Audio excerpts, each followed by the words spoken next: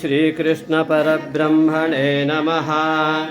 अथ षोडशोऽध्यायः। दैवासुरसम्पद्विभागयोगः। श्रीभगवानुवाच अभयं सत्त्वसंशुद्धिः ज्ञानयोगव्यवस्थितिः दानं दमश्च यज्ञश्च स्वाध्यायस्तप आर्जवम् अहिंसा सत्यमक्रोधः त्यागः शान्तिरपैशुनम् दया भूतेष्वतो लुप्त्वं मार्दवं ह्रीरचापलम् तेजक्षमाधृतिः शौचम् अद्रोहो नातिमानिता भवन्ति सम्पदं दैवीम् अभिजातस्य भारत दम्भो दर्पोऽभिमानश्च क्रोधपारुष्यमेव च अज्ञानं चाभिजातस्य पार्थसम्पदमासुरीं दैवी सम्पद्विमोक्षाय निबन्धायासुरीमता मा शुचः सम्पदं दैवीम् अभिजातोऽसि पाण्डव द्वौ भूतसर्गौ लोकेऽस्मिन् श्रीरासुर एव च दैवो विस्तरशः प्रोक्त आसुरं पार्थ मे शृणु प्रवृत्तिं च निवृत्तिं च जना न विदुरासुराः न शौचं नापि चाचारः न सत्यं तेषु विद्यते असत्यमप्रतिष्ठन्ते जगदाहुरनीश्वरम् अपरस्परसम्भूतं किमन्यत् कामहैतुकम् एतां दृष्टिमवष्टभ्य नष्टात्मादुर्धयः क्षयाय जगतो हिताः काममाश्रित्य दुष्पूरम् दम्भमानमदान्विताः मोहात् गृहीत्वा सद्ग्राहान् वर्तन्ते शुचिव्रताः चिन्तामपरिमेयाञ्च प्रलयान्ताममाश्रिताः कामोपभोगपरमाः एतमनिश्चिताः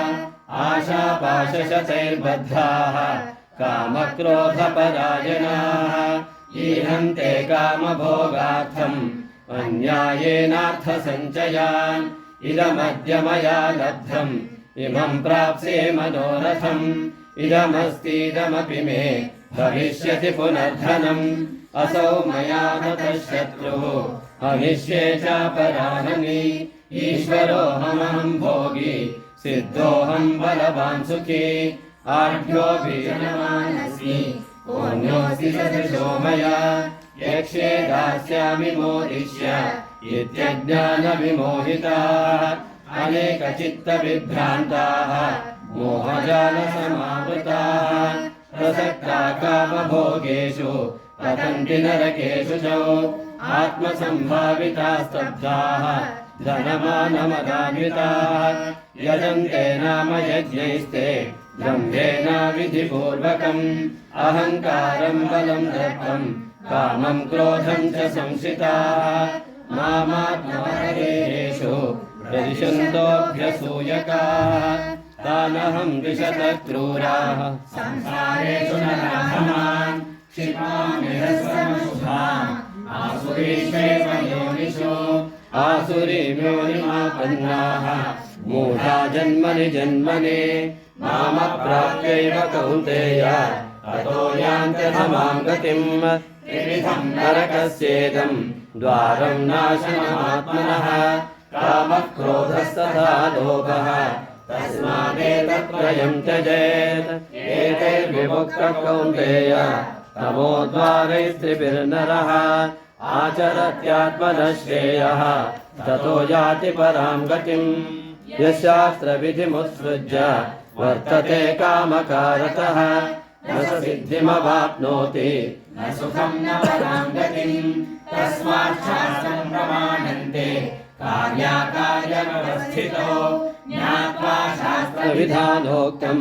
कर्म कर्तुमिहार्हसि। ॐ तत्सदिति श्रीमद्भगवद्गीतासु उपनिषत्सु ब्रह्मविद्यायां योगशास्त्रे श्रीकृष्णार्जुनसंवादे दैवासुरसम्पद्विभागयोगो नाम षोडशोऽध्यायः।